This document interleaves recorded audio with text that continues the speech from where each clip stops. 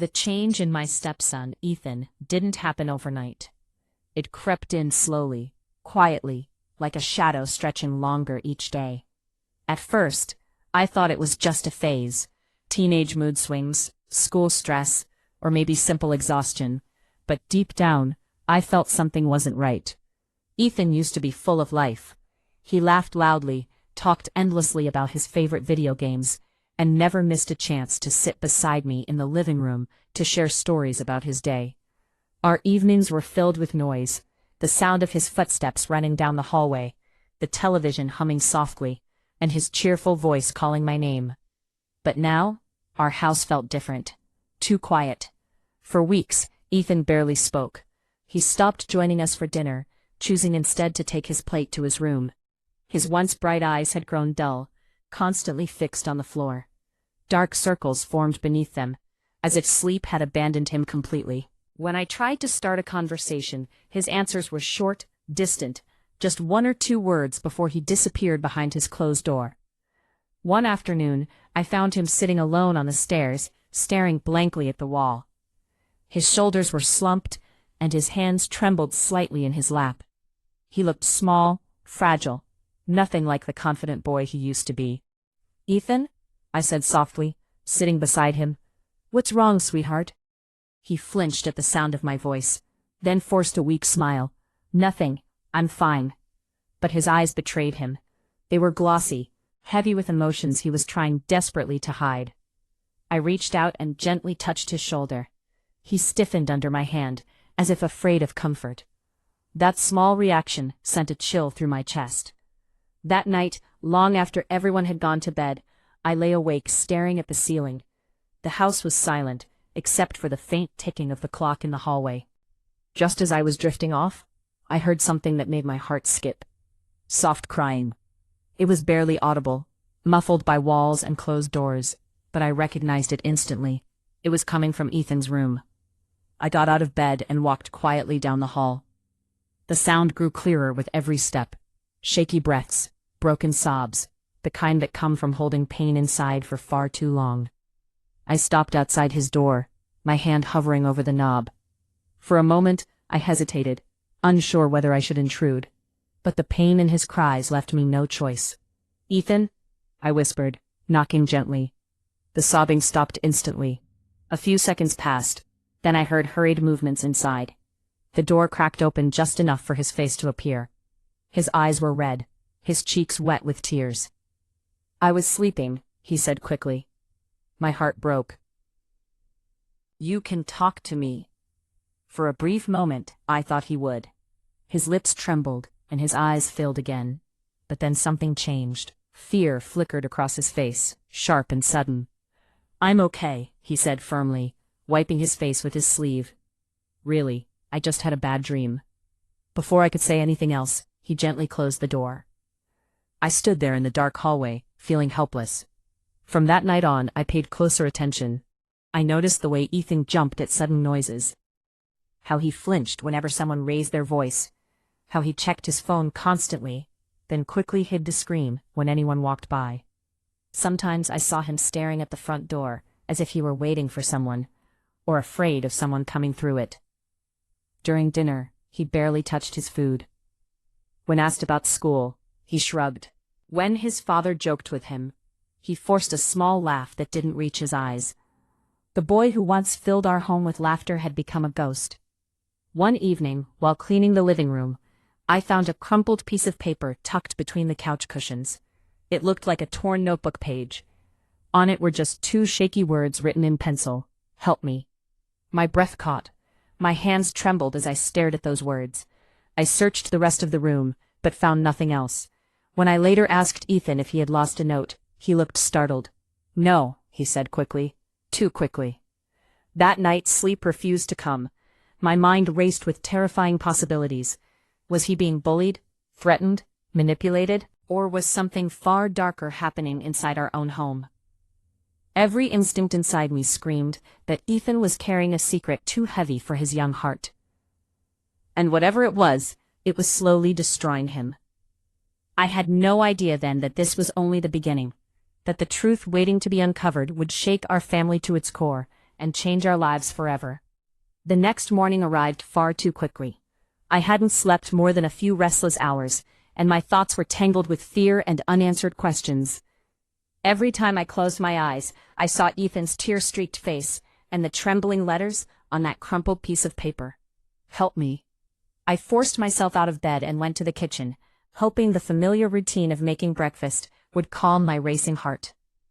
The smell of coffee filled the air, and the gentle clinking of dishes echoed softly in the quiet house. Normally, Ethan would rush in, rubbing sleep from his eyes, asking what was for breakfast.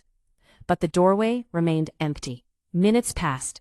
Then I heard slow footsteps behind me. I turned and saw Ethan standing at the edge of the kitchen. His small frame tense, his face pale. He looked like he hadn't slept at all.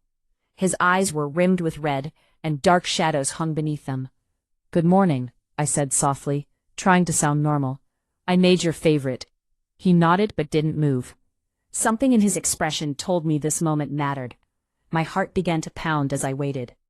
Ethan took a shaky step forward, then another.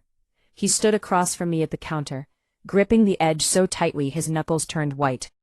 He swallowed hard, as if forcing himself to speak. "I can't take it anymore," he whispered. The words struck me like a blow. For a second, everything around us seemed to fade, the humming refrigerator, the soft morning light, the ticking clock. All I could hear was the echo of his voice. "What can't you take, sweetheart?" I asked, my own voice trembling. Tears welled up in his eyes. He looked toward the hallway, then back at me, fear flashing across his face. "Please, don't tell anyone," he said. "You're the only one I trust." A knot formed in my throat. I walked around the counter and pulled him into a gentle hug. His body was stiff at first, but then he collapsed against me, shaking. "I promise," I whispered. "Whatever it is, you're not alone." For a long moment, he didn't speak. He just stood there, breathing unevenly, clinging to me like he was afraid I might disappear. Finally, he pulled back and looked up at me with desperate eyes. "There's something happening in this house," he said. "Something bad." My heart skipped. "Tell me," I urged. He opened his mouth, and then the sound of footsteps echoed from the hallway. Ethan froze. His eyes widened in panic, and he stepped back, shaking his head. "I can't. Not now." Before I could stop him, he grabbed a piece of toast and rushed past me, disappearing down the hall. Moments later, his father walked into the kitchen, completely unaware of what had just happened. He greeted me with a smile and poured himself a cup of coffee, chatting casually about his plans for the day. I listened, nodded, and responded automatically. My thoughts were locked on Ethan's terrified expression and his unfinished confession. Something bad was happening inside our home, and someone wanted to keep it hidden. The rest of the day felt like torture. Every small sound made me tense. Every glance between family members seemed suspicious. I watched closely, searching for clues.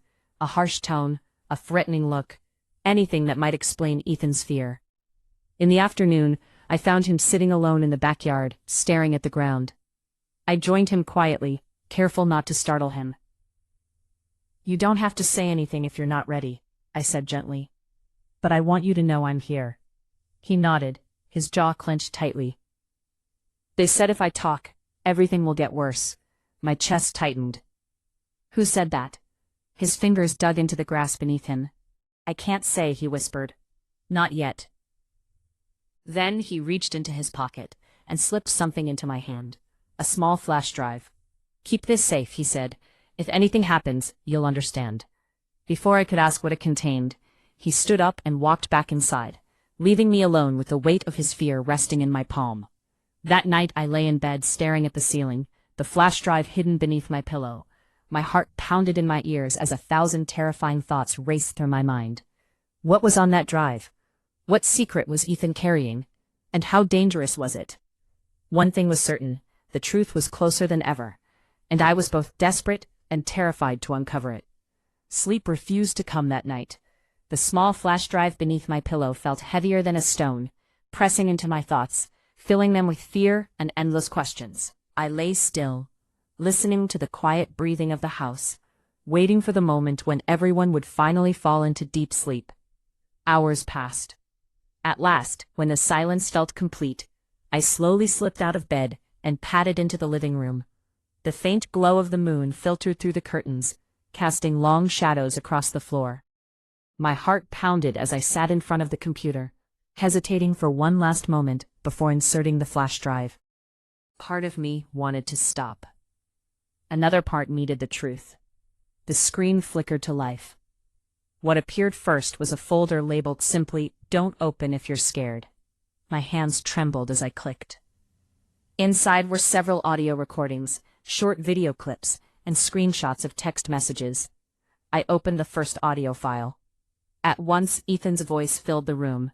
It was shaky, broken, afraid. "They said if I tell anyone, they'll make Dad hate me. They said they'll take everything away." My breath caught in my throat.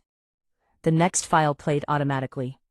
This time, another voice joined his, low, cold, and threatening. The words were cruel, manipulative, designed to trap a frightened child in silence. I felt sick. I listened to each recording, my heart shattering a little more with every second. The messages revealed emotional manipulation, constant pressure, and terrifying threats. Someone had been controlling Ethan's life, isolating him, making him feel worthless and powerless. The worst part? The voice was familiar. I slammed the laptop shut, my chest burning as panic surged through me. I couldn't believe what I had just heard. The betrayal cut deeper than any pain I'd ever known. For a long time, I sat frozen in the dark, struggling to breathe. Eventually, I forced myself to stand. I had to see for myself. I had to find proof beyond doubt. Quietly, I crept down the hallway toward Ethan's room. His door was slightly open. A dim nightlight cast a soft glow across his floor. He was asleep, curled tightly beneath his blanket, his face still marked by exhaustion and sorrow. Inside his backpack, hidden beneath school books and folded clothes, I found what I was looking for. Printed messages, handwritten notes, and a small notebook filled with dated entries.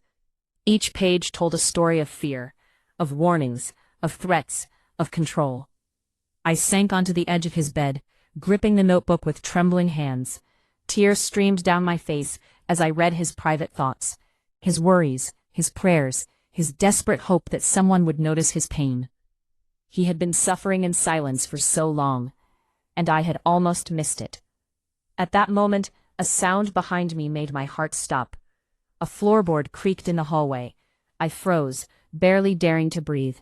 Someone was awake, and they were coming closer. The creak of the floorboard echoed in the silent hallway like a gunshot. My heart slammed against my chest as footsteps drew closer. For a split second, I considered hiding the notebook, pretending I had been checking on Ethan. But it was too late. A shadow appeared in the doorway. "Why are you in his room?" The voice was calm, but beneath it I heard tension and fear. I slowly turned. The person responsible stood there, their face pale, eyes fixed on the notebook in my hands. The silence between us stretched, thick and unbearable. "I know," I said quietly, my voice trembling. "I know everything." Their lips parted as if to speak, then closed again. For a moment, they simply stared at me, trapped between denial and confession. "You shouldn't have seen that," they finally whispered. Anger surged through me. "You had no right," I snapped. "He's just a child. How could you do this to him?" Their calm mask shattered. "You don't understand," they said, their voice rising. "I was only trying to protect him, to control him before he destroyed this family."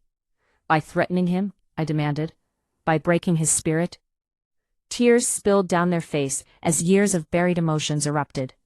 They confessed to their fears, their jealousy, their resentment. Feelings that had slowly twisted into cruelty. What began as strict control had turned into manipulation and emotional abuse. Every word felt like another blade cutting through our family. Ethan stirred in his sleep, murmuring softly. The sound snapped us back into reality. "This ends now," I said firmly. "You will never speak to him like that again. If you do, I will tell his father everything." Fear flickered in their eyes. The next morning, the truth could no longer stay hidden.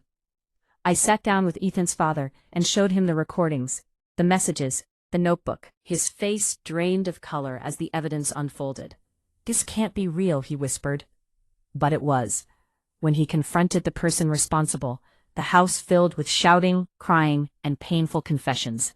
Years of buried resentment poured out in a storm of emotion. By the end, nothing was the same. Our family stood at the edge of collapse, but also at the beginning of healing. And for the first time, Ethan's pain was no longer invisible. The days that followed were heavy with silence, but it was no longer the fearful silence of secrets. It was the quiet of healing, slow, fragile, and uncertain. Ethan's father made immediate changes. Boundaries were set, apologies were spoken through tears, professional help was arranged, and difficult conversations became a daily part of our lives. It wasn't easy. Some nights ended with arguments, others with quiet sobs. But for the first time, the truth stood in the open, and that alone brought relief. Ethan began therapy soon after. At first he barely spoke, his trust worn thin by months of fear. But gradually he opened up. Each session lifted a small piece of the weight from his shoulders. Slowly, the shadows in his eyes faded, replaced by cautious hope.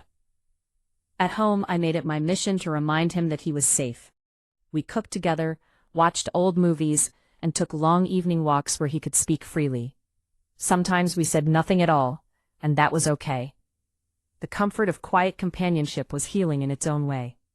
One evening, as we sat on the porch watching the sun dip below the horizon, Ethan leaned his head against my shoulder. "I thought no one would ever believe me," he whispered. "I will always believe you." He closed his eyes, breathing deeply, as if letting go of a burden he had carried for far too long. Weeks turned into months. Laughter slowly returned to our home. Ethan began inviting friends over again. His grades improved. His sleep grew peaceful. The haunted look that once followed him everywhere finally disappeared. But the most powerful moment came one quiet night. As I tucked him into bed, he reached out and held my hand. "Thank you for saving me," he said softly. Tears filled my eyes. "You saved yourself by being brave enough to speak." He smiled, a real smile full of warmth and light. And in that moment I knew every painful step of our journey had been worth it. Sometimes healing doesn't mean forgetting the past. It means learning to live beyond it. And sometimes all it takes to change a life is one person who chooses to listen.